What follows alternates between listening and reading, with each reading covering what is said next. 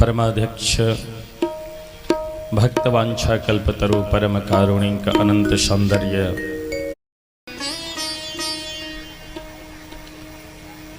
परमाध्यक्ष भक्तवांछा कल्पतरु परम कारुणिक अनंत सौंदर्य माधुर्य लावण्य सुधा सिंधु परमानंद रससार सरोवर शमदभूत पंकज आनंद कंद परमानंद सच्चिदानंद यशोदानंद नंदन भगवान श्री कृष्ण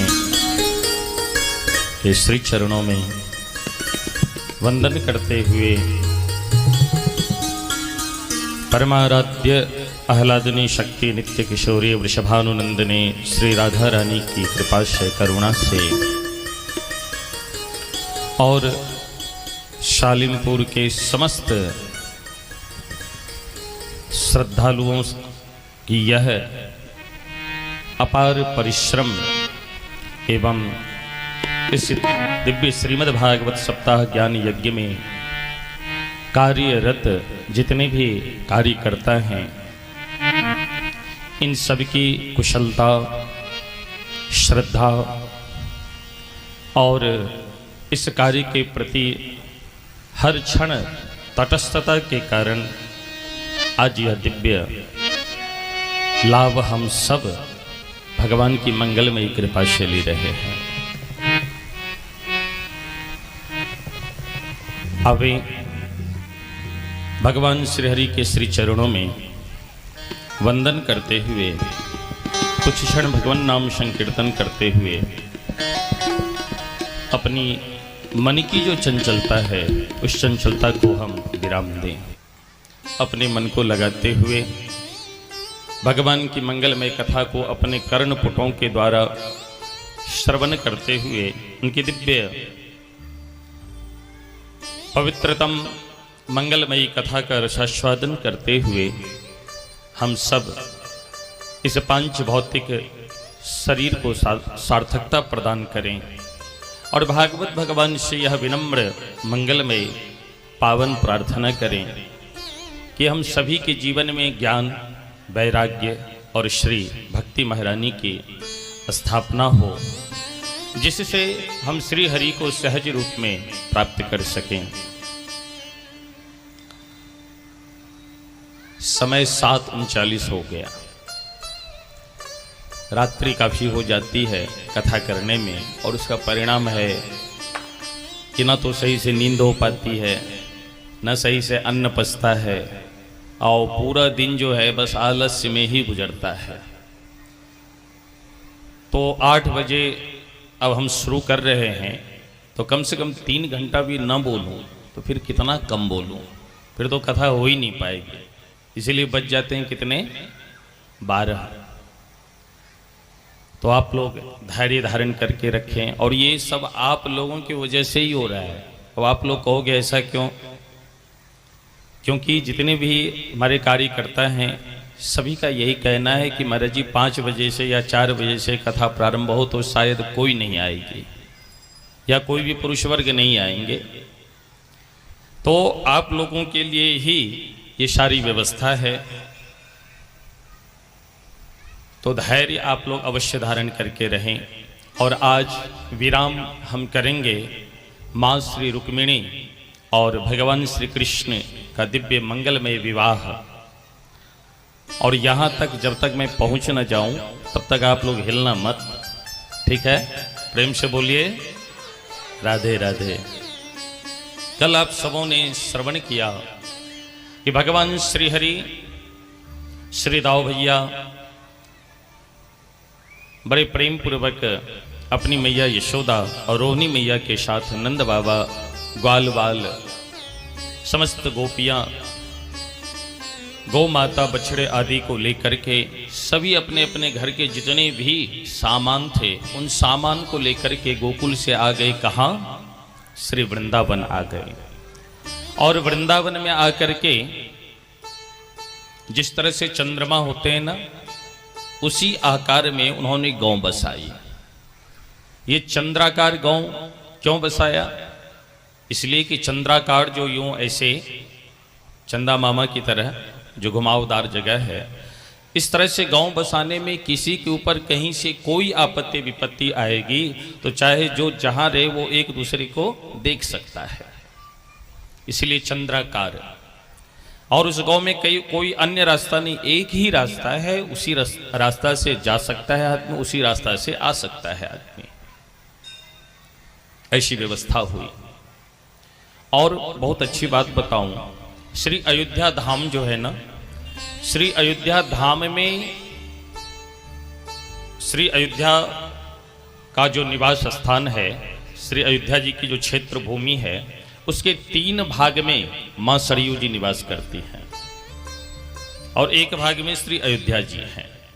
ठीक उसी तरह से इस वृंदावन में भी 3 भाग से यमुना मैया इसे घेरे हुए हैं और एक भाग में श्री वृंदावन की पावन भूमि है, श्री वृंदावन धाम है। वनम वृंदावनम नाम पशव्यम नवकाननम गोप गोपी गवां सेव्यम पुण्याद्रे तृणवेरुधम। ऐसी दिव्य पावन भूमि में भगवान श्रीहरि अपने दाऊ भैया के साथ, अपने मित्रों के साथ जब उस वृंदावन की पावन भूमि में प्रवेश करते हैं तो जहां भी दृष्टि जाती है उस दिव्य पावन भूमि को देख देख करके भगवान श्रीहरि बड़े प्रसन्न हो रहे हैं, क्योंकि श्री वृंदावन भूमि में दिव्य गोवर्धन भगवान विराजमान हैं और जहां पर कलकल निनाद करती हुई कालिंदी यमुना की पवित्र धारा प्रवाहित हो रही है, जहां पर भक्त समुदाय इस संसार का परित्याग करके दैहिक दैविक भौतिक इन तीनों ताप से ऊपर उठ सत रज तम इन गुणों से भी परे होकर के जो सर्वतोभावेन पूर्णतम भगवान श्री हरि का भजन करते रहते हैं, ऐसा पवित्र पावन श्री वृंदावन धाम। वृंदावनम गोवर्धनम यमुना पुलिनानि च वीक्ष्यासेत् उत्तमा प्रीते राम माधवयो नृपः। भगवान श्रीहरि ने वृंदावन में जैसे ही प्रवेश किया और देखा तो कहते हैं उत्तमा प्रीति, बड़ी उत्तम प्रीति हुई है भगवान श्री कृष्ण और दाऊ भैया के मन में, बड़ी प्रसन्न है। वृंदावन पहुंचे हैं, नंद बाबा आदि जितने भी हैं सब व्यवस्था कर रहे हैं कि भाई रहने की घर की कैसी व्यवस्था हो, और भगवान श्री कृष्ण और श्री दाऊ भैया बड़ी प्रेम पूर्वक बाबा के पास आते हैं। बाबा, यदि आपकी कृपा हो तो मैं वृंदावन कुछ से घूम आऊं। बाबा ने कहा ठीक है घूम आओ। दोनों भैया चले हैं और मस्ती में झूमते हुए लहराते हुए जहां जिस ओर जाते हैं मानो भगवान को समाधि लग जा रही है उस दृश्य से पावन भूमि को देख करके। वृंदावन का अर्थ क्या होता है? कहते हैं वृंदायाह तुलस्याह वनम वृंदावनम, जहां पर सर्वत्र वृंदावन में तुलसी के दिव्य अनेकानेक झुरमुट पौधे हैं, चारों ओर जहां तुलसी ही तुलसी, तुलसी की सुंदर सुंदर बगिया दिखाई पड़ती है। ऐसी दिव्य तुलसी के द्वारा जिस भूमि को सजाई गई हो वो श्री वृंदावन धाम।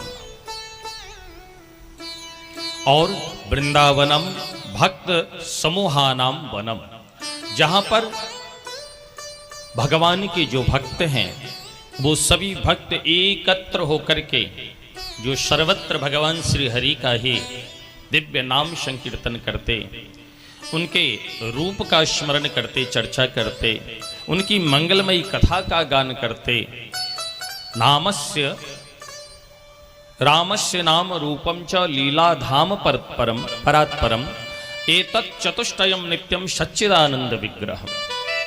सच्चिदानंद विग्रह भगवान का जो स्वरूप है, नाम रूप लीला धाम, इन तीनों में जो सदैव रमण करते हुए जो पावन वृंदावन धाम में श्री हरि के चरणाश्रित रहता है, ऐसे दिव्य भक्तों से सुसज्जित श्री वृंदावन धाम,